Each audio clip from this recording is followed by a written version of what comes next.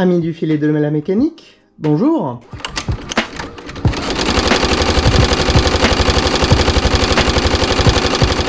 Bon, comme vous pouvez le voir, je suis pas à mon établi. Je suis en fait dans la salle de repos de mon atelier.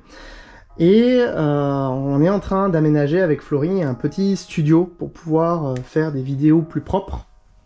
C'est en cours, on est en train de réaménager un petit peu tout ce qu'il faut comme il faut. Bref, il va y avoir du changement. Ce carton, à l'intérieur, bon, vous vous doutez qu'il y a une machine à coudre. Ce carton, c'est le premier d'une série de 3. En fait, ça fait un petit moment que j'en parle. Je veux montrer un petit peu les risques d'acheter une machine sur des sites tels que des marketplaces, Le Bon Coin, Facebook et autres, et un petit peu voir ce que ça vaut. Donc j'en ai acheté 3. Celle-là, elle va sans doute finir dans les mains de mon stagiaire de 3e qui va venir en observation et qui veut un petit peu toucher, un petit peu regarder. Donc voilà, c'est le premier d'une série. On va voir un petit peu ce que ça vaut d'acheter des machines sur Le Bon Coin. Donc avant de la déballer, celle-ci, il faut savoir que je suis tombé principalement sur des personnes bienveillantes. Principalement. Il y a d'autres personnes... Bref, j'ai fait des imprimes écran, tout ça je vous montrerai au fur et à mesure des vidéos. Sans doute que ce sera des vidéos en plusieurs parties, puisque forcément les colis je vais pas les recevoir en même temps. Et bon, j'ai quand même aussi acheté des machines que moi j'aime bien, qu'on connaît bien aussi, qu'on voit assez régulièrement, et surtout qui sont conseillées à l'achat. Celle-là c'est la première, donc je sais d'avance qu'il n'y a pas la pédale. La personne m'a dit oui, non, je n'ai aucun moyen de savoir si elle est fonctionnelle ou pas, je n'ai pas la pédale. Puis moi je lui ai dit, ne vous en faites pas, ce n'est pas un problème, moi le but c'est vraiment de pouvoir montrer un petit peu l'état de machine qu'on peut acheter sur internet. Votre nom il n'est pas cité, notre conversation reste privée, et de toute façon c'est mes apprentis qui vont bosser, là en l'occurrence mon stagiaire de 3e que je vais avoir fin de ce mois. Je lui souhaite bien du plaisir. Je ne l'ai pas encore déballée, elle vient d'arriver, je viens de la récupérer. Donc je sais déjà qu'il n'y aura pas la pédale. Il faut savoir, une pédale, ça coûte une 30aine d'euros. Bon, ça va pour ce type de machine, vous verrez. Mais la personne, voilà, était relativement bienveillante. Il y en a d'autres, c'était un petit peu plus compliqué. Il y en a un, j'ai carrément dû lui signer une décharge pour vous montrer à quel point les personnes sont quand même bienveillantes dans la majorité des cas.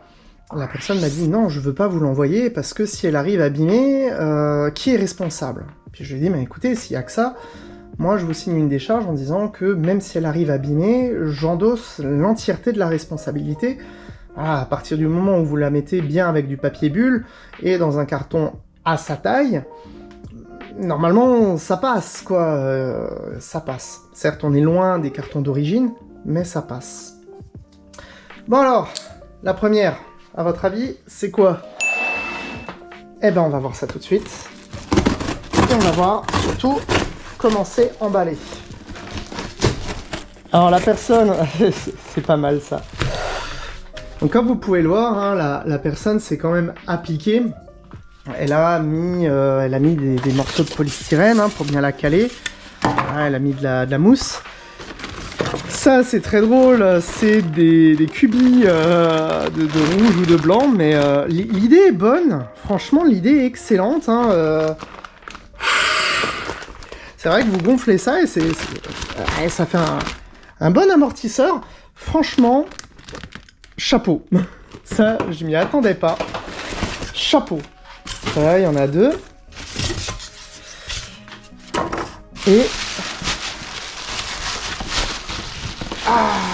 Et coucou toi!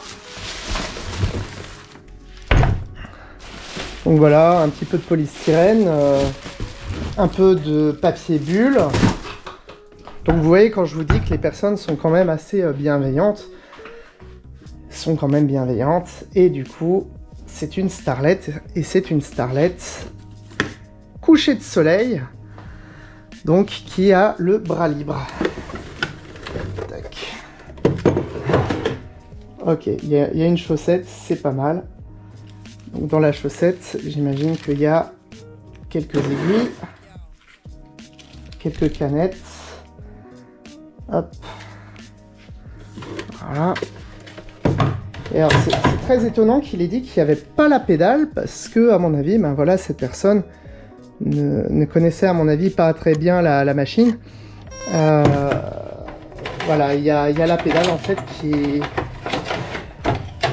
était avec. Donc ça, déjà, c'est une bonne nouvelle. J'ai pas besoin d'ajouter une pédale. Et puis voilà. Pour l'instant, bah, qu'est-ce qu'on peut dire, c'est que... Ah, tac, voilà. Là, il va y avoir un problème au niveau du volant. Hop.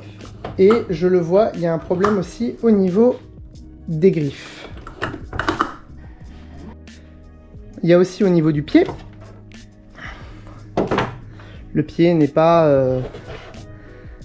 le pied d'origine, et même les canettes, ça c'est des canettes Lidl, et à mon avis, de ce que je peux voir ici, ah non, le pignon de griffe il est encore bon, le pignon de griffe il est bon, et le pignon de crochet, elle semble tourner. Et enfin, la dernière chose qu'on regarde, c'est le bloc tension. Là, le bloc tension, à mon avis, il est un poil cassé à l'arrière, puisque ça, c'est pas censé tourner comme ça. Bon, enfin, il est temps de voir un petit peu ce qu'elle a dans le ventre. Hein. Donc, pédale, quelques accessoires. Alors, dans les accessoires, il y a... Ouais. Alors, je pense pas que je vais garder la chaussette. Hein. Hop, chaussette, on jette. Ça, c'est des canettes Lidl. Donc, bah, ça, non. Les aiguilles, je sais pas ce qu'elles ont vécu. Généralement, s'il y a des paquets d'aiguilles, jetez-les. Hein. Si vous achetez une machine d'occasion, il y a des aiguilles, vous les jetez. Sauf si vraiment, vous voyez que le paquet, il est neuf, qu'il est moderne aussi. Hein. Sinon, vous jetez. Donc, il y a la pédale. La personne ne savait pas hein, que la pédale était comprise avec. C'est ça.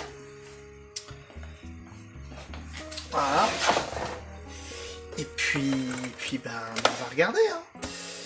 Bon.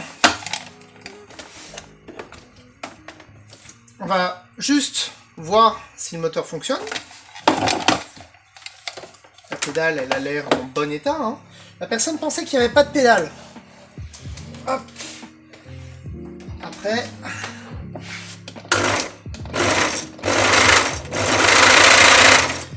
Alors elle fait un barouf d'enfer, je pense qu'elle manque un petit peu d'huile et de graisse. La position d'aiguille, ça marche bien, hein, elle va bien de droite à gauche. Le volant et le boîtier canette, le bloc tension me pose la question, à mon avis lui il est fissuré. Voilà, la marche arrière fonctionne. Bon. Dans les choses à garder, hop, le pied, ça c'est un pied... C'est un pied pour faire du point droit. On peut pas faire de zigzag avec ce pied. Alors certes, c'est dérangeant, mais ce n'est pas grave. En soi, moi, je le prends comme un accessoire. Par contre, c'est un pied solitaire, c'est-à-dire que l'attache, elle est vraiment soudée, en quelque sorte, à la semelle. Donc ça, bah, ça va plutôt être ça va rejoindre les accessoires. Voilà, il y avait aussi un enfil aiguille, bon, ça vaut ce que ça vaut. Hein. Pour moi, ça, je le garde. Ensuite, la lumière fonctionne. Bon, c'est une vieille lumière. Moi, je la changerai. Honnêtement, je la change. Ouais, je la change. Je la change, elle est brûlante. Je vais mettre une lampe peut-être un petit peu plus moderne, meilleure consommation. Celle-là... Ouais, en plus c'est le gling gling gling. Celle-là, j'avoue, je la jette. Ensuite, je vais regarder la plaque à aiguille. Plaque à aiguille, ici, je vois que c'est une bonne plaque à aiguille, hein. Il y a pas d'impact vraiment dessus, de gros impacts. Elle est propre, elle est bien. Franchement, celle-là, on la garde. Plaque à glissière. Et après, on va regarder le boîtier canette. Ça, c'est vraiment des trucs, hein. Prenez le temps de les regarder. Ouvrir une machine comme ça, rien que voir, là, il n'y a pas beaucoup de poussière. C'est plutôt bon signe. Pareil, je sais pas encore ce que je vais trouver en dessous, mais c'est plutôt bon signe. Donc là, le boîtier canette, hein, il est propre, il est bien poli, il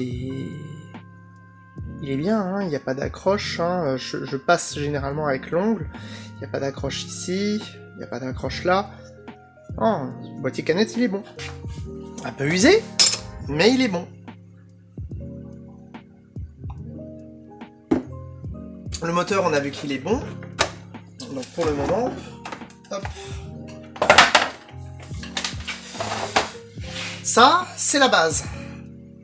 Après, je vous montrerai un petit peu quand... Puisque là, on va un petit peu plus la démonter. Lui, il bouge un petit peu difficilement. Est-ce que c'est dû au fait que... Ah. Ok. Ça, je le sais, c'est une machine... Juste en faisant ça, c'est une machine qui a déjà été démontée. Ça, c'est une quasi-certitude. Après, on va voir ce qu'on va y trouver dedans. Hein. Encore une fois, elle m'a coûté 20 €, 10 € de frais de port. Donc, ça va. Ça va. Hop, on va enlever le bras libre. Voilà. Et maintenant, on va aller s'amuser un peu. On va d'abord regarder ce qu'il y a là-haut. Parce qu'à mon avis, lui, il est brisé et lui, il faudra le remplacer. Et il faudra voir aussi qu'est-ce qui déconne là. Parce que là, je peux difficilement le changer. Normalement, ça ne doit pas faire des clics, clics, clics. À mon avis, c'est lui qui est un petit peu désaxé ou lui qui a été bougé. Bref. Mais quelqu'un, c'est quasiment sûr, l'a déjà ouverte, cette machine. Allez, on va démonter un petit peu.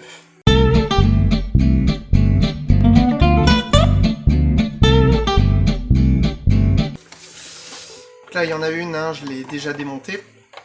Parce que le carter, je voyais qu'il était fissuré, puis c'est tombé.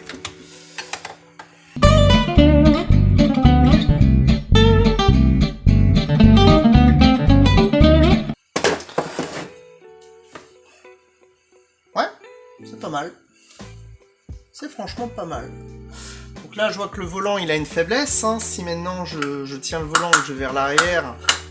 C'est pas censé faire ça, hein, je vous montrerai sur d'autres modèles. Mais la prise avant, elle est plutôt bien. Donc c'est plutôt une... je changerai pas forcément le volant. Ce serait du luxe de changer le volant. Clairement, le volant, pour moi, il est bon.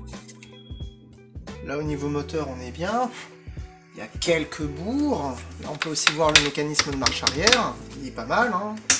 Non, on est vraiment sur du pas mal. Hein. Ensuite, le bloc tension.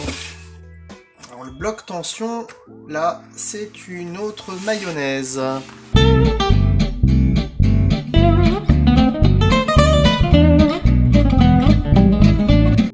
On va un petit peu l'inspecter. Ça, je veux bien, vous pouvez pas le voir, mais c'est clair que si maintenant votre bloc tension, quand vous essayez de le bouger, il tourne un petit peu dans tous les sens, c'est que ça peut être dérangeant. Et oui, celui-là, il est mort. Donc celui-là, il faut le remplacer. Pourquoi ? Ici, vous avez une pièce plastique. Cette pièce plastique, elle est sertie autour de l'axe qui est ici. Et elle permet en fait de gérer la tension du ressort et aussi d'avoir une bonne tenue de cette pièce-là. Hein. Cette pièce-là, elle n'est pas censée bouger, être libre comme ça. Donc ça veut dire que la pièce plastique, ici, elle bouge. Voilà. Et si je vais essayer de l'extraire, je sais pas si je vais y arriver, normalement oui, puisqu'elle est cassée, elle doit être fissurée quelque part. Hop hop hop. Tac, voilà. Allez. Donc là elle tient bien le ressort, on va prendre une petite pince pour essayer de l'extraire au mieux. Voilà. Bon, je peux tuer le ressort. De toute façon, il est mort. Tac. Bon, je vais le montrer comme ça, puisque là, on la voit bien, la fissure. Là. Cette fissure-là, elle n'est pas censée exister. Hop, on va un petit peu retordre le ressort. Voilà. Donc cette pièce plastique, voilà, ce côté, si j'arrive à faire la mise au point, voilà. Ce côté, il est bon. Par contre, l'autre côté, ici, on voit bien nettement la fissure, à ce niveau-là. Tac. Donc celui-là, clairement, il va pas pouvoir fonctionner.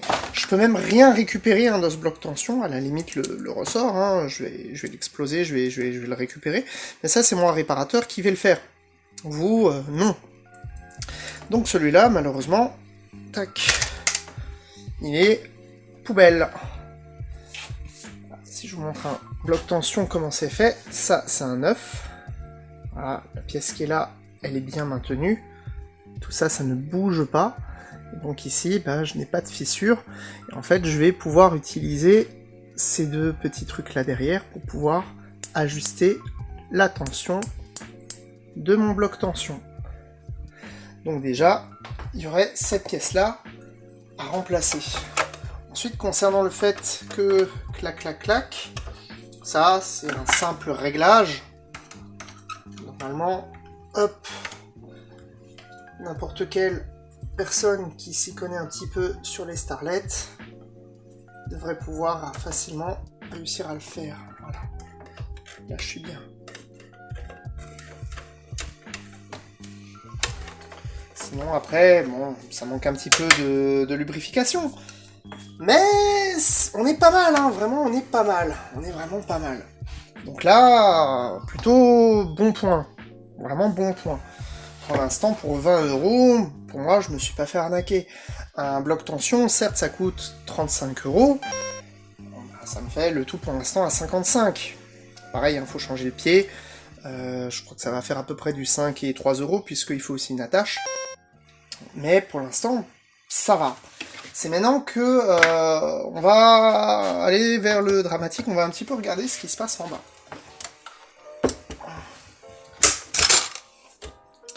On va aller voir les pignons du bas.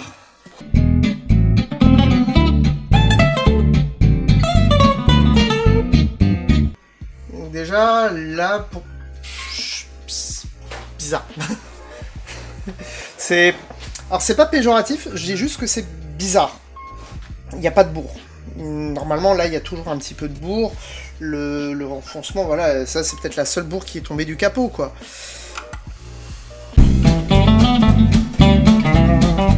Ça, c'est fucking intéressant. Ça, franchement, je m'y attendais pas. Je m'attendais à toute autre chose. Pour vous la faire simple, si vous le pouvez, sur des Singer Starlet comme ça, enlevez le dessous comme je viens de faire. C'est 4 vis et une vis. Alors bien sûr, si vous avez peur, si vous savez pas, ne le faites pas. Hein. Mais essayez de voir justement les 4 pièces qui sont là. Là, c'est vraiment une agréable surprise. Cette machine a déjà été réparée. Cette machine-là, mis à part le bloc tension, n'aura pas besoin d'autres réparations. Peut-être le volant, à un moment donné, et encore, mais là, il n'y a pas besoin d'autres réparations. Ici, il y a ce qu'on appelle les 4 pignons principaux des Singer Starlet. Et en fait, ces pignons-là, ça c'est les pignons de crochet. Il y a un bon jeu en plus. Ils ont été changés. Je dirais pas qu'ils sont neufs, mais clairement, ils ont, moins de 5 ans. Ils ont moins de 5 ans. Pareil pour le pignon de griffe. Voilà, celui qui est là-bas. Le blanc, là. Là, ici, en fait, on a ce qu'on appelle le pignon long de griffe, et là, le pignon rond de griffe. Ça, c'est les 4 pièces qui peuvent casser sur ces Singers-là. Là, clairement, ils sont neufs. Et la machine, je dirais pas qu'elle est entretenue, mais elle n'est pas sale. Elle n'a pas de bourre. Elle a été nettoyée il y a pas si longtemps que ça, moins de 5 ans. À mon avis, je pense que c'est que des hypothèses.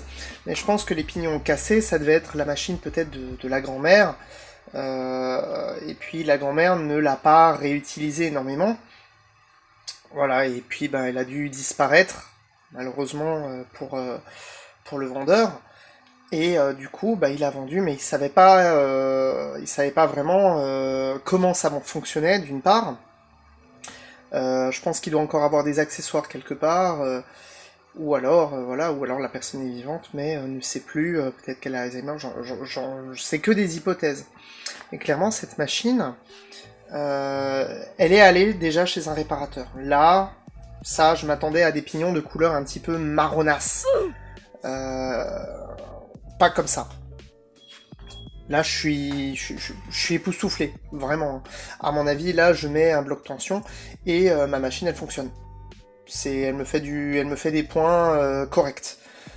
Pareil, j'ai pas vérifié la synchro, mais à mon avis, elle est allée chez un réparateur il y a pas si longtemps que ça. S'il l'a rendue, c'est qu'elle fonctionnait. Sinon, elle aurait été bannée depuis pas mal de temps. Là, franchement, sur cette Singer Starlet, j'ai du bol. J'ai du bol. J'ai énormément de bol. Après, oui, hein, on sent qu'elle a pas tourné depuis un certain temps. Elle fait quand même un sacré bruit. Mais c'est un bon deal. Là, pour le coup, c'est un bon deal. C'est même un excellent deal. Là, c'est le deal 5 étoiles, quoi. Non seulement je récupère une machine pas chère, j'ai pas beaucoup de réparations, on va calculer tout ça après, mais en plus, elle est fonctionnelle et je n'ai pas d'autres réparations à prévoir, mis à part le bloc tension. Hein. Le bloc tension et entretien. En fait, cette machine-là, c'est con à dire, mais ouais, elle est en très bon état. Elle est en très bon état. Concrètement, si celle-là, je devais faire des réparations, j'ai prévu des pièces hein, à côté.